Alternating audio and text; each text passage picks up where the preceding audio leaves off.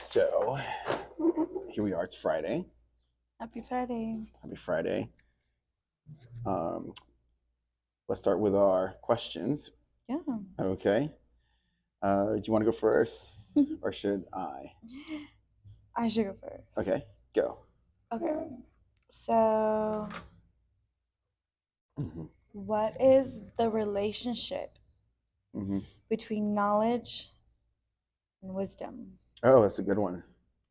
It's a great one. Damn, you went deep. Mhm. You went right into the jugular. Right into it, baby. Okay, so let's see what we got here. Knowledge and wisdom. I think that when sometimes when people make a mistake, right, and you tell them, oh, you should have not gone to Pizza Hut because you were on a diet. That person likely knew. The person knew that before they got there, right? That's knowledge. But wisdom is being able to say no to that trip to Pizza Hut in this scenario, or the pizza place, because you understand the depths of why you should go, why you shouldn't, how you feel better without, why you feel better if you don't go, why you feel better if you stick to your diet. And also, like, you'll get to see, wisdom allows you to see patterns in human behavior. Like, you're able to see in this scenario, just a diet example, because it's applicable to most people. Mm-hmm. You're able to see, oh, that's why people don't succeed. But since I can resist, I'm going to succeed. And so you're able to have almost like an eagle's eye view of the people that make common mistakes. Now, it's not now, so wisdom is gained through application, Yeah. and trial and error, and like a lot of introspection.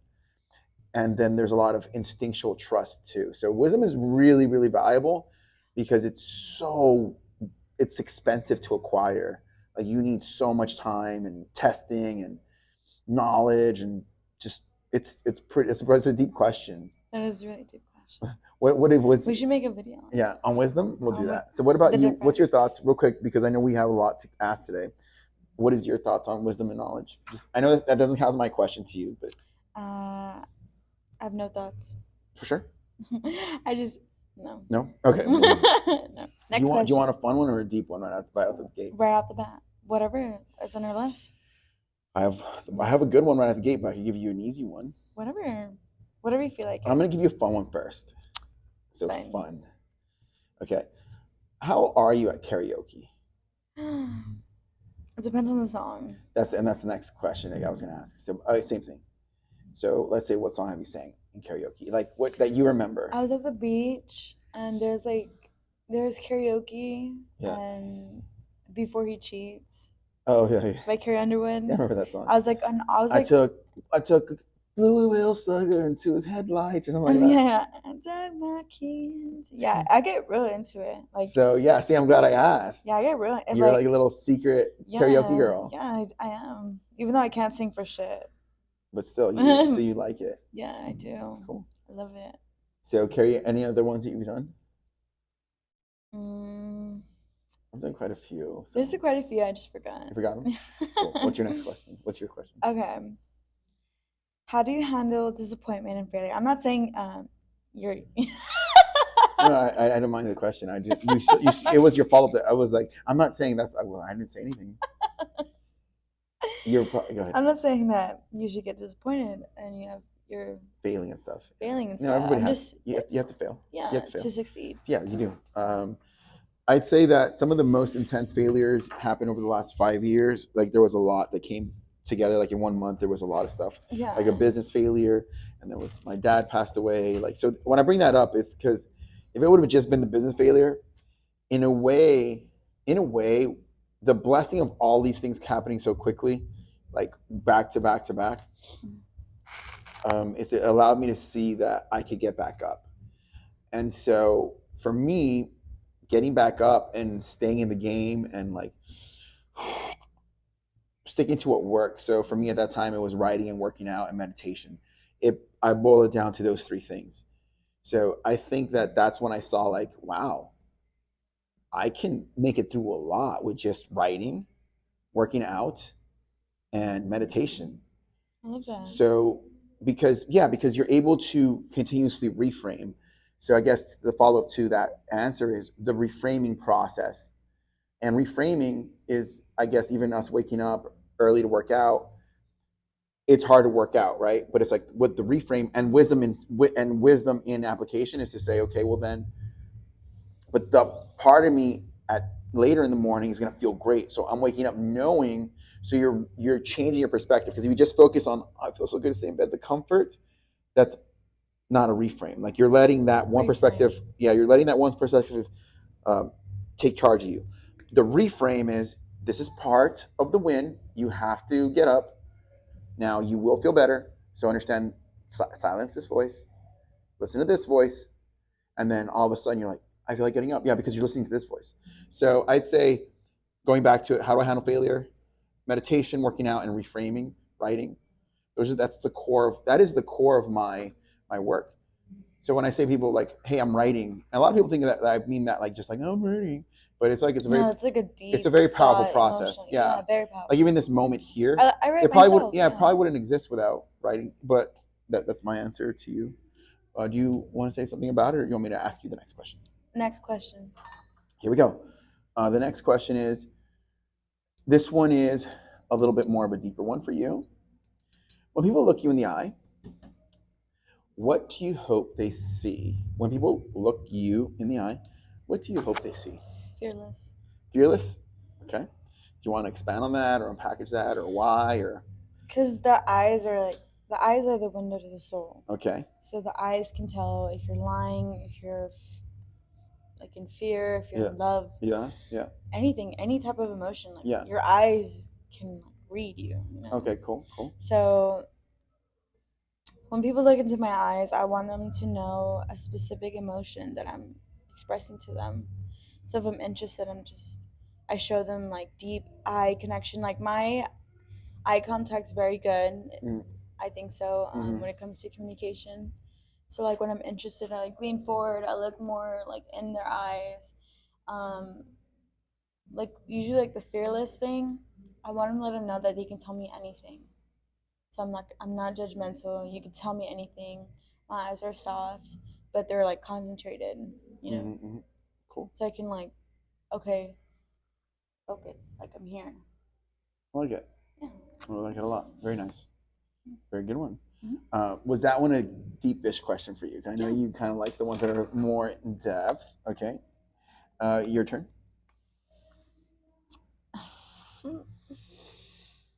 What does happiness mean to you? Like how do you pursue it in your life? Happiness is interesting because I was actually thinking about this. I think about happiness a lot, actually.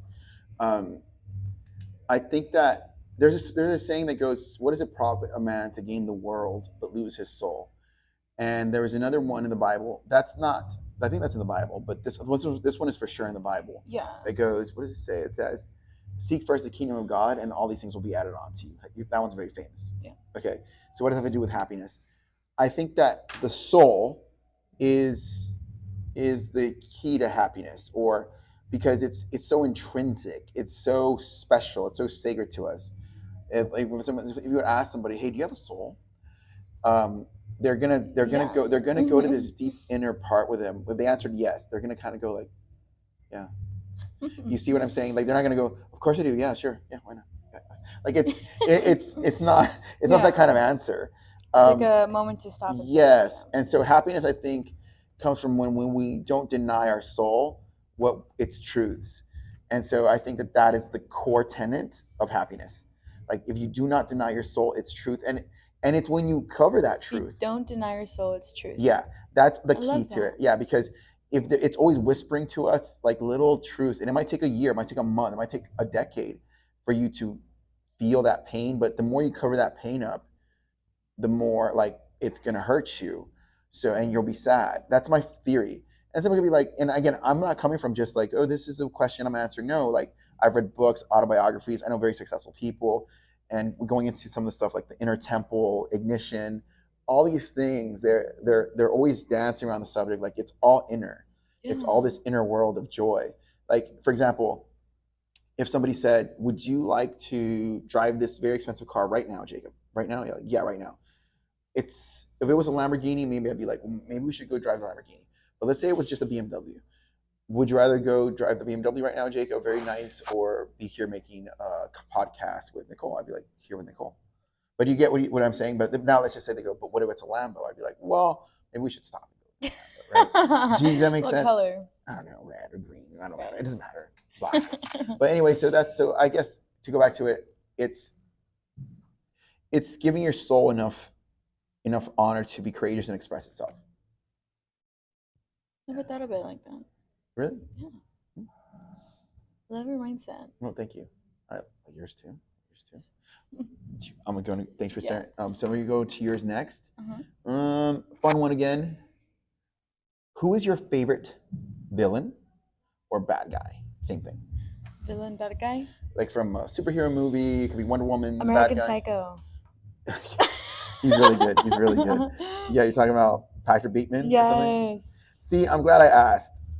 What do what's a one or two things that you could share? He's very successful. Like, he's very determined, ambitious, what he wants. And he's neurotic as hell. He's neurotic as hell. He's narcissistic. I mean, his self-confidence is high. Like, but no, he's also like bristling on the brink of like neurotic breakdown too. Yeah. Like, that's why he murders people. Like the part that reminds me, the part that's so classic about that movie is when they're like, he's being neurotic about business cards, and they're like, eggshell. He was so mad. Yeah, and because one person had a little thicker card, or the eggshell. He goes, it was like better. He's like the elegance. I love him. Love him. Thank you for sharing that one. Anything else you want to say about American Psycho? I just loved how clean he was, how efficient his routine. He had disciplines in the beginning. Like, honestly, people say he's crazy, but like, he had money. He was successful. He was just thriving to do anything, like murder, anything. Well, I think that's how he releases tension. Yeah. Like he was. Maybe he's not as emotional. I haven't seen it in a while. It's an older movie. It's an older movie, but I would say if somebody said, "Well, break that down for me in a nutshell," I'd say it shows that if we sometimes do whatever it takes to, and we don't have a healthy outlet for the pressure, the stress, we can sort of take that and turn it out into other ways that are fucking vile as hell, like murdering people. Yeah. I mean, he murdered a homeless person. I was like, damn, dude. That's actually great. I'm glad I asked. Okay. What's yours next? Okay. So this is since you have your certification on behavior psychology. Yeah.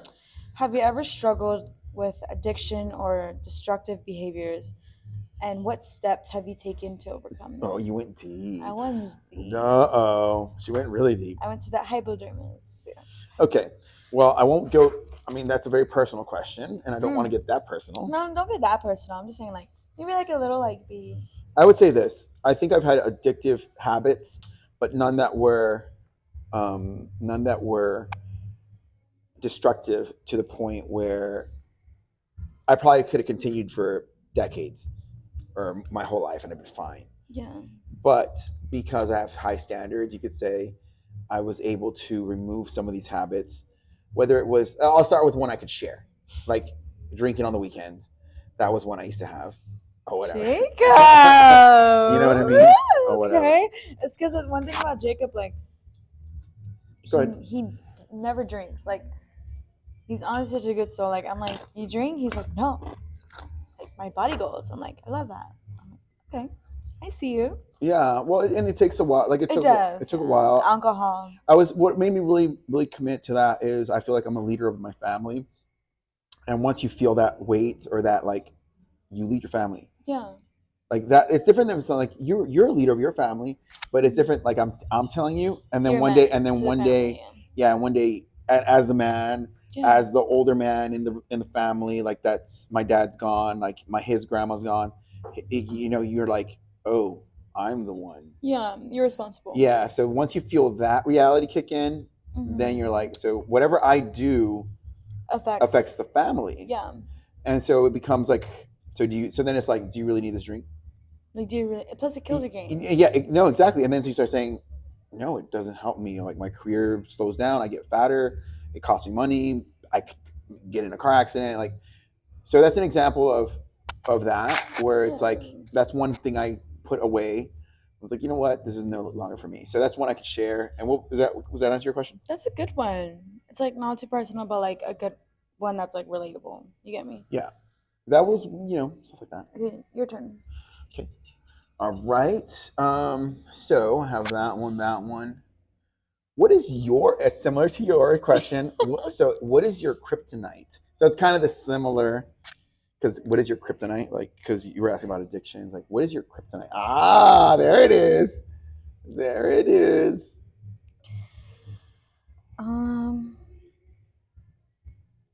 Kryptonite. Probably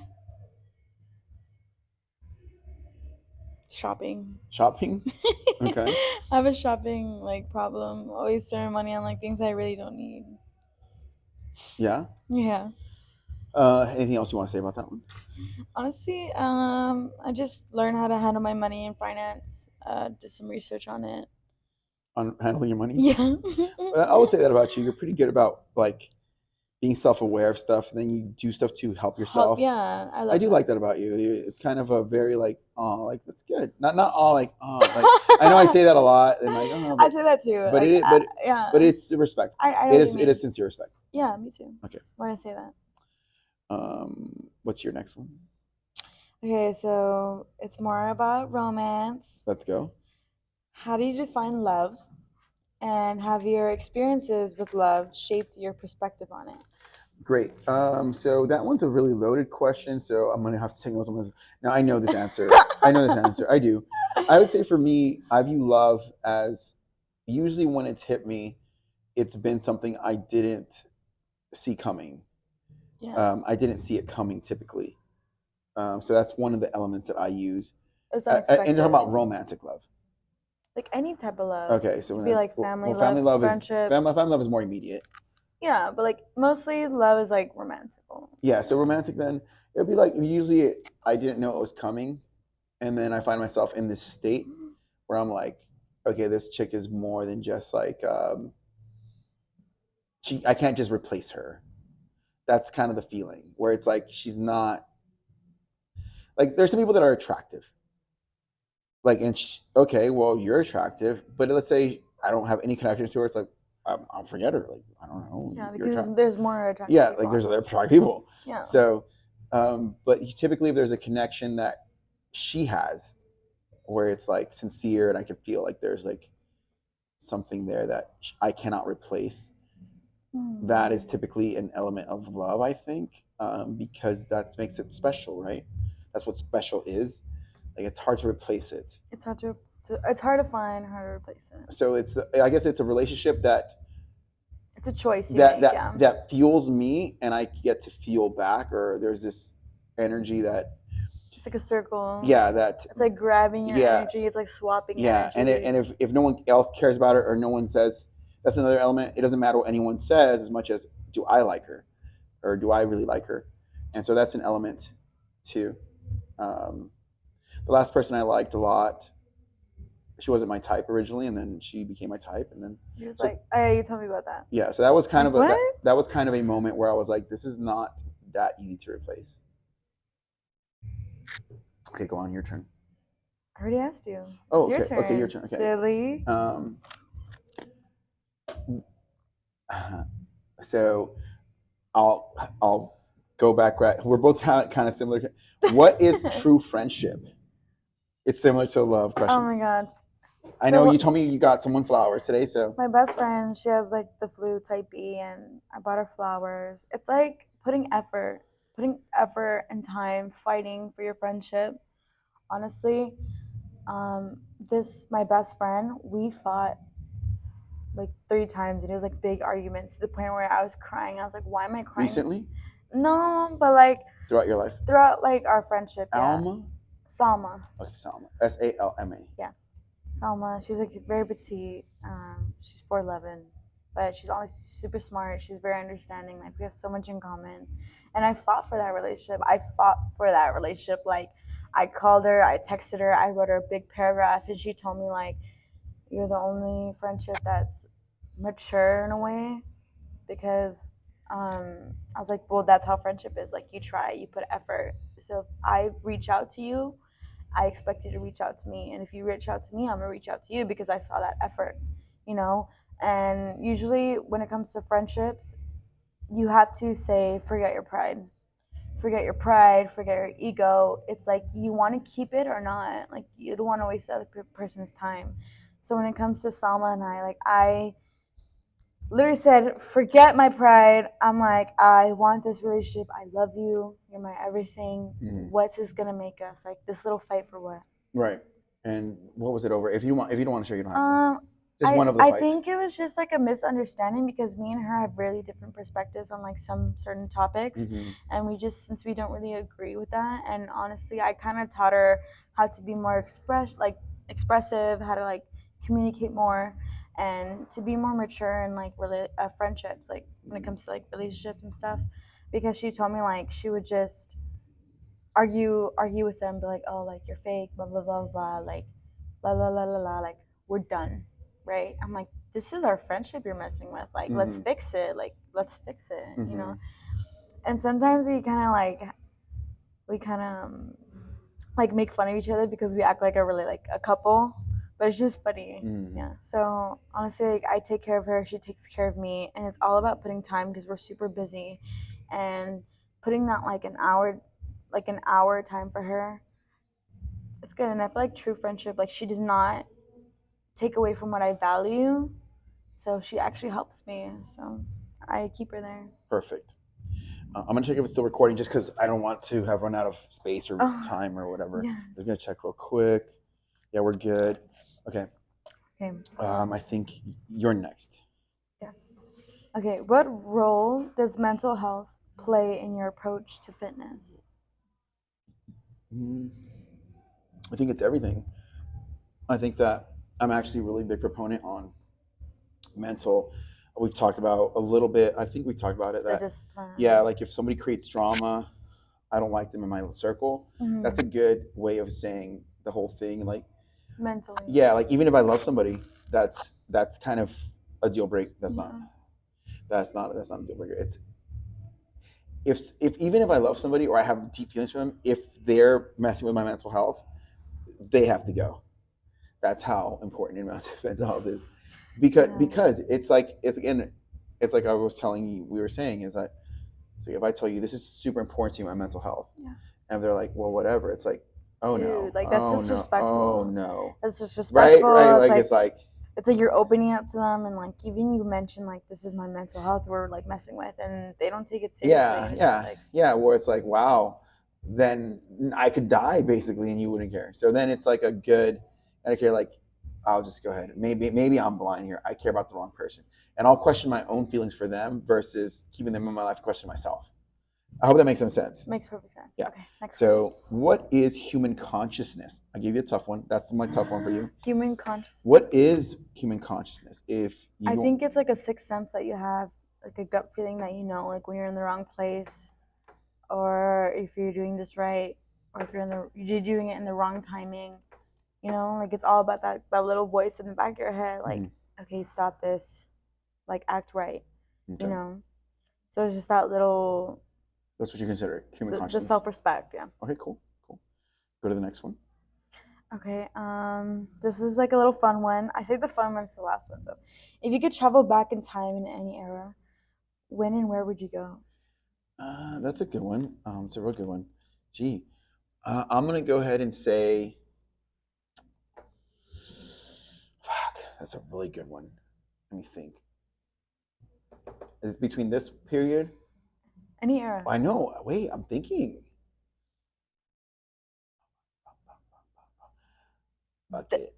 The 80s. I'm not gonna say that one. No, I'd say the time of the Romans, because it's like, fuck it, you know.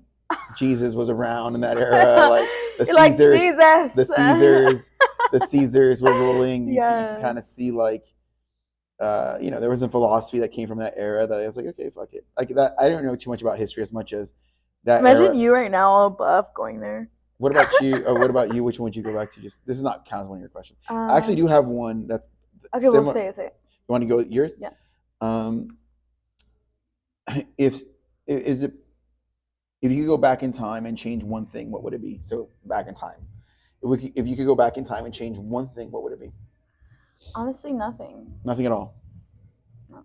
Because maybe like the people I've hung out with, or like the choices I make, like the places that I would go to, but I feel like they're experiences. So it's like that experience could be worse, you know. So if I have an experience there, or like hang out with people that I was hanging out with, like I would never learn why not to hang out with those kind of people, or like not to go in that scene. You get me? Or not to do this that gets you in trouble. It's like experiences. So nothing right now. Nothing. I don't regret anything I did, even though it seems regretful. But you always learn from your mistakes. That's my thing. Yeah, I think that's true. While there is some things I wish I could replay and just like Yeah. not lose. Oh my god! I already know. Okay. Is it my turn? Yes, it is. Okay. What's the best piece of advice you've ever received from a friend or family member? That was kind of from obviously. Then I'll have to go with friends. Because you're the one that usually tells the advice, no? Yeah. Right? Yeah. I'm gonna do my best. I'd say that one of my good friends recently told me, it's not that deep. I'll just kind of tell it. He just said, Jacob, you're doing good, and I think you're doing better than you think. I think he said that. Oh, and you told me that. I don't think I told you. You told me that. Yeah, I take that to heart. What you tell me? You just came out of your ass or what? You told me that before. Oh, to you though? Yeah, to me. Oh, no. I thought, what I mean is, no. I didn't mean it when I told you. Replay. I didn't think that you, I said, I didn't tell you that my friend told me. Oh, okay. Yeah, but I did tell you, yes. Yeah, you did tell me. Okay. That's where you got it from, your friend?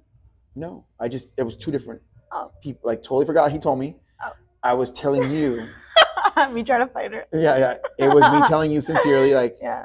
Totally, just because it's you. Yeah, I'm just kidding. Okay. Well, it's a compliment. I would hate for you to think that I got it from anywhere. Yeah. Just that.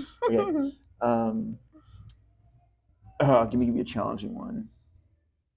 Okay, that was my last question. Okay. Is it possible time is being altered right now? Is it possible that time? See, I knew it's challenging. Is it possible that time is being? Okay, I'll give you a more easy one because that one's kind of like scientific, philosophical, weird shit. Yeah. Okay. Do we love ourselves more in the virtual world and less in the real world? Yeah. Yes, that's it. Yeah, that's it. You're done. Defend that. I feel like more in the virtual world, it's like a lot of people are like self-love, you know, like you think it's very like it's very. I mean, some are motivational, some are real. I'm not saying like all of them are fake. Some can be. There's real, a lot of hype in a way, but or like mostly like hypey. Yeah, but mostly it's virtual. But like I know deep down in there, like when they're in the mirror, all natural, no makeup, like hair is all bleh, like in PJs, they're standing in the mirror and they're just like looking at themselves, like I'm so ugly. Like, you get me? Like, some people do that. But, like, once they get ready and then once they take photos, it's like, boom, confidence, like self-love, you know? So it's really depends. But usually mostly, like, the self-love is virtual. Because, like, once you're in a camera, like, you want to show people that you love yourself, that you're confident. Yeah. But there's always insecurities deep down in there, you know? Yeah. But I feel like in the real world, it's, like, minimal. Yeah. I think that was a really good answer. I really appreciate your answer. Mm-hmm. To close up our little questions, I think we can leak up on that note. Insecurities are interesting. I was actually writing about it this week, that I think that insecurities will one day be one of the ways that we become popular. Like, I think that everything we're headed towards a time of meta. What did I call it? Where everything is becoming meta, or everything is meta. Mm-hmm. That even, hey, I'm insecure. Look at me. Like, I have a little weight.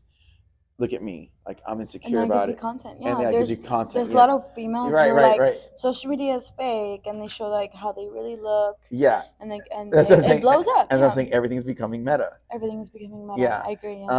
Yeah. Myself, I'm still one of the people that strive for excellence. And I don't want to be like, look, here's my dirty laundry.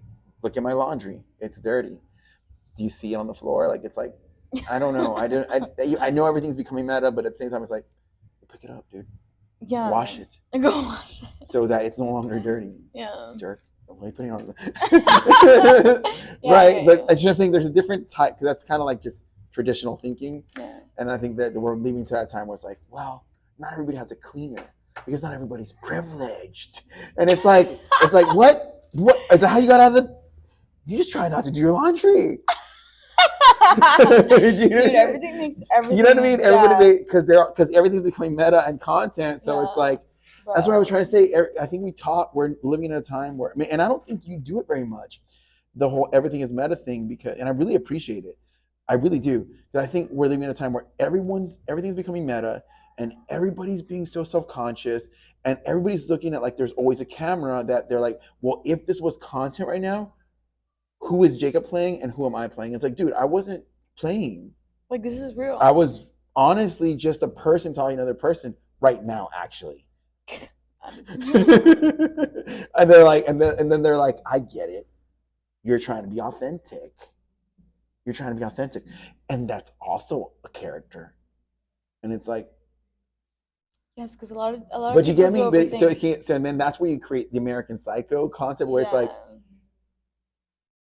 I don't even know how to talk to you. Like, what are you saying right now?